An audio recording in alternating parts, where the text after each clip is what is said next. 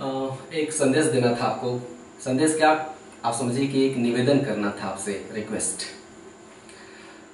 मेरे चैनल पे सब्सक्राइबर की संख्या ठीक ठाक है, लेकिन मेरे वीडियोस पे जो व्यू आ रहे हैं, एक वीडियो पे व्यूअर औसतन 30 से 40 हज़ार होते हैं दिन बीतने के बाद।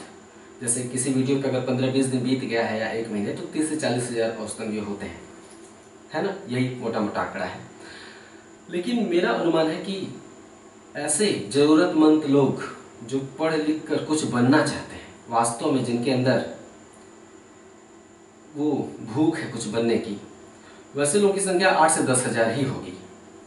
मेरे चैनल पर ऐसे लोगों की संख्या 8 से 10 हज़ार ही होगी। तो क्या हमारे देश के जो हिंदी भाषी क्षेत्र हैं मुख्य रूप से, या देश की ही बात ले लेते हैं, तो क्या हमारे देश में पढ़ लिख कर कुछ बन जाने की इच्छा पालने वालों की संख्या केवल 8-10 हज़ार ही है? नहीं, बहुत विशाल संख्या है ऐसे लोगों की। मैं या आप एक पल के लिए खुश हो सकते हैं कि हमारे चैनल के सब्सक्राइबर 1 लाख से अधिक हो सकते हैं, ताली भी पीट सकते हैं, लेकिन ये खुशी की बात तब होती जब उद्देश्य छोटा होता।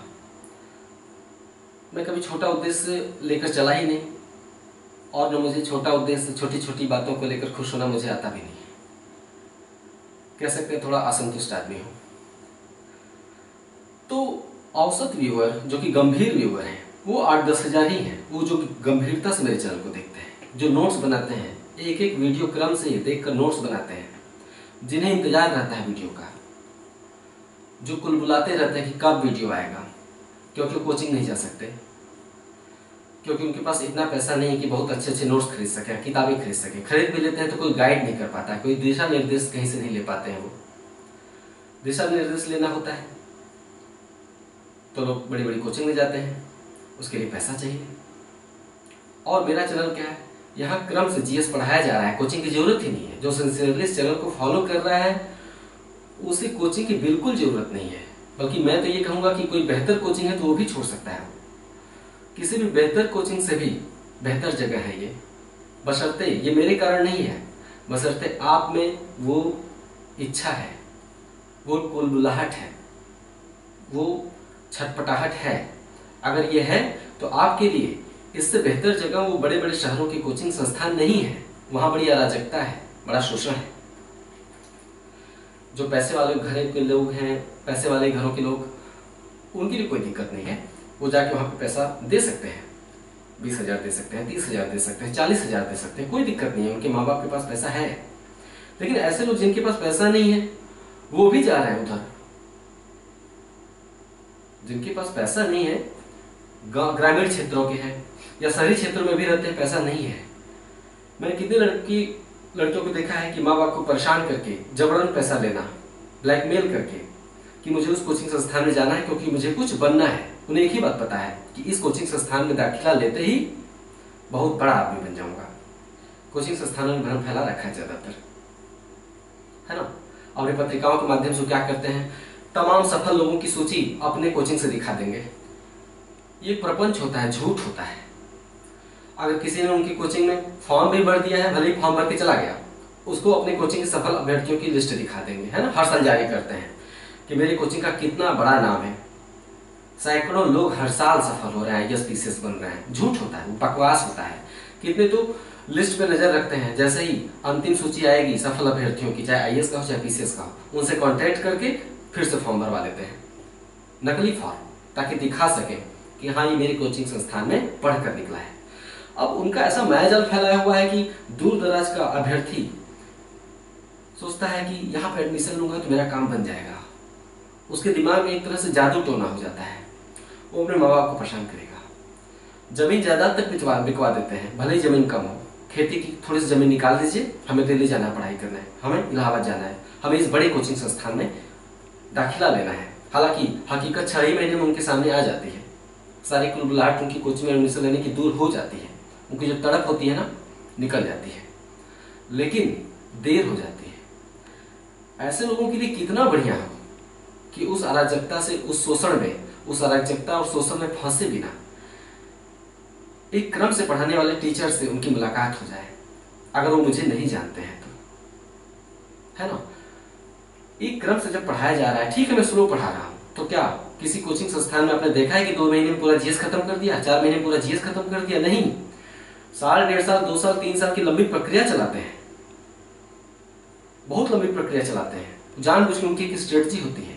सारी बातों पे बात करना मेरा यहाँ पे ठीक नहीं है, क्योंकि मेरी किसी से दुश्मनी नहीं है। मेरी बात सिर्फ इतनी है कि जो जरूरतमंद है उन तक मैं पहुंच सकूं। फिर से दोहरा रहा हूं, जो जरूरतमंद है उन तक मैं पहुंच सकूं। नहीं तो मेरे मेहनत करने, परिश्रम करने का लाभ मुझे नहीं मिल पाएगा, खुशी नहीं मिल पाएगी बहुत ज्यादा। अगर मैं देखूंगा कि कोचिंग में भीड़ बढ़ती चली जा रही है वही चीज पढ़ने के लिए जो मैं पढ़ा रहा हूँ। अरे भारतीय भूगोल कितना धैर्यपूर्वक पढ़ाया, धीरे धीरे जानबूझ के पढ़ाया, ताकि अगर तेजी से पढ़ाता भारतीय भूगोल फिर वही कहानी हो जाती। समझ में नहीं आया, सिर के ऊपर चला गया। जब मैं धैर्य धारण करके पढ़ा सकता हूँ, भारतीय भूगोल खत्म होने वाला है, भारतीय इतिहास बढ़ रहा है, भारतीय अर्थव्यवस्था बढ़ रही है, धीरे धीरे पॉलिटी भी पढ़ाऊंगा, साइंस भी पढ़ाऊंगा, मेरे अंदर ये क्षमता है, कुछ ईश्वरीय देन भी है कि मैं अकेले ये सब्जेक्ट पढ़ा सकता हूँ। आप भी ऐसा महसूस किए होंगे, बहुत ज्यादा टीचरों की जरूरत मुझे नहीं पड़ती है। ऐसे लोगों तक पहुंचा दीजिए मुझे। ऐसे लोगों को आप जानते हैं, नहीं जानते हैं तो ढूंढिए, उनकी तलाश करिए। कौन कोचिंग में दाखिला लेने वाला है? ग्रेजुएशन पास करके तमाम लड़के लड़कियां निकलते हैं, चले जाते हैं कोचिंग में, आंख बंद करके, ऐसे आंखों पे पट्टी बांधे रहते हैं। कितनी फीस है? अच्छा, जीएस में इतिहास पढ़ने की इतनी, भूगोल पढ़ने की इतनी, पॉलिटी पढ़ने की इतनी, है ना, प्री कम मेंस का इतना।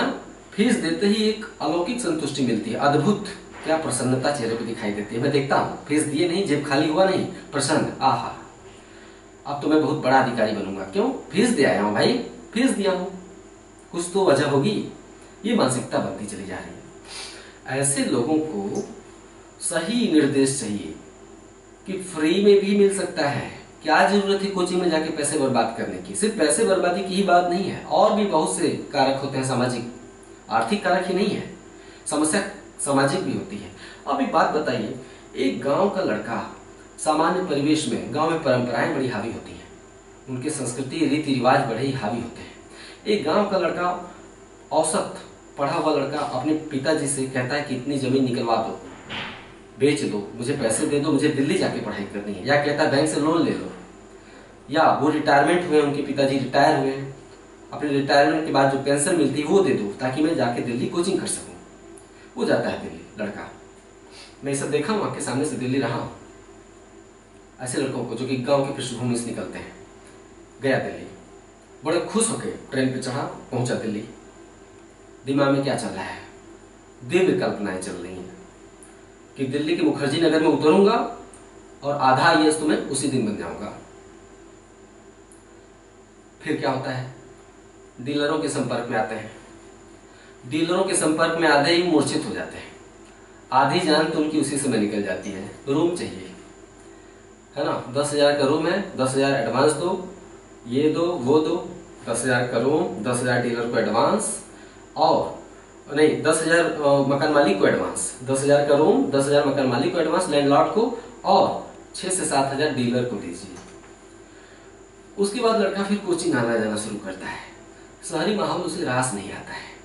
बहुत से ऐसे सामाजिक कारक हैं, आप जानते हैं, एक गांव का पढ़ा लिखा लड़का, सामाजिक लड़का या लड़की शहरी सामाजिक वातावरण को एक्सेप्ट ही नहीं कर पाएगा। वो पढ़ेगा तब तो उसका दिमाग जब शांत रहेगा, यहाँ से शांत रहेगा तब तो उसके अंदर एक बेचैनी आ जाती है, एक अजीब सी छटपटाहट आने लगती है कि मैं तो कहीं भी नहीं हूं।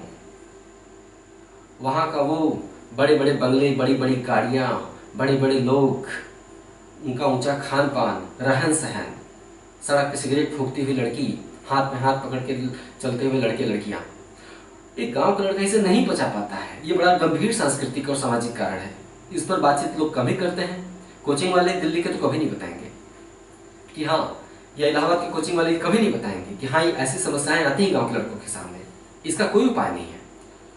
एक गांव का लड़का शहर में जाएगा, उसी से समस्याएं बहुत दिनों तक झेलनी पड़ती है। जब तक वो उस माहौल को एक्सेप्ट करने लायक होता है, बहुत लेट हो चुका होता है, उसके अटेम्प्ट्स खत्म हो जाते हैं। मैंने देखे हैं, वो एक ऐसी फ्रस्ट्रेशन होती है जिससे निजात पाना बहुत ही मजबूत इंसानों के बस की बात होती है, साधारण इंसानों की बस की बात नहीं होती है इस समस्या से।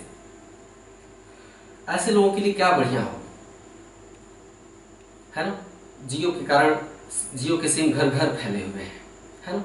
अब तो जियो 1500 में अपने 4G मोबाइल भी लॉन्च करने जा रहा है। 1500 रुपये में, थोड़ी दिनों में आ जाएगा। यानी 1500 रुपये में कोई भी 4G मोबाइल से वीडियो वॉच कर सकेगा। कितनी अच्छी बात है। ऐसे लोगों तक अगर मैं पहुंच जाऊं या आप मुझे पहुंचा दीजिए, है ना, एक एक विषय के वीडियो क्रम से यहाँ पे देख के वो नोट्स बना सकें, घर पे रहते हुए अपने बाप के काम में हाथ बटाते हुए, अपने पिताजी माताजी के काम में हाथ बटाते हुए, कितनी अच्छी बात है। धीरे धीरे ही सही बढ़ेंगे, लेकिन शुरुआत उनकी बड़ी ठोस रहेगी, है ना। धीरे धीरे ही बढ़ेंगे पिताजी के माताजी के काम में हाथ बटाते हुए, लेकिन उनकी शुरुआत कितनी ठोस रहेगी। 6 महीने में ही थोड़ा ही सीखेंगे, लेकिन कितनी ठोस सीखेंगे वो। सबसे बड़ी बात, गाइडलाइन उन्हें कितना अच्छा मिलेगा पढ़ने का। जबकि शहर में जाने पे क्या होता है, बड़ी कोचिंग संस्थानों में जाने पे क्या होता है, अध्यापक पिछड़े क्षेत्रों के लड़के लड़कियों की मनोभावना को समझ ही नहीं पाते हैं। वो उसी बुलेट ट्रेन की रफ्तार से पढ़ाते हैं। लिखना मुश्किल हो जाता है कि क्या बोल रहे हैं। बड़ा सम्मान होता है ऐसे टीचरों का, मैं भी सम्मान करता हूं, उनके पास ज्ञान है तब दे रहे हैं। लेकिन ये गैप आ जाता है, शहरी और ग्रामीण परिवेश का एक जबरदस्त गैप हो जाता है। टीचर समझ ही नहीं पाता है कि इसके मन में क्या द्वंद्व चल रहा है। इसे प्यार की जरूरत है ना, पुचकार की जरूरत है, धीरे धीरे पढ़ने पढ़ाने की जरूरत है। क्लास में घुसते ही टीचर बड़ी बड़ी बातें शुरू कर देते हैं, तेजी से नोट्स ऐसे लिखवाते हैं 2 घंटे बैठा के, जैसे कि बुलेट ट्रेन भाग रही हो। लड़का कंफ्यूज, अरे ये कौन सी बातें बता के चले गए, सिर के ऊपर से गुजर गया, मेरे को समझ ही नहीं आया। नोट्स, स्पाइरल किया हुआ नोट्स जब ले जाता है अपने रूम पे, उसे देखता है, दोबारा जो टीचर ने लिखवाया उसे नींद आने लगती है, खाता है, सो जाता है।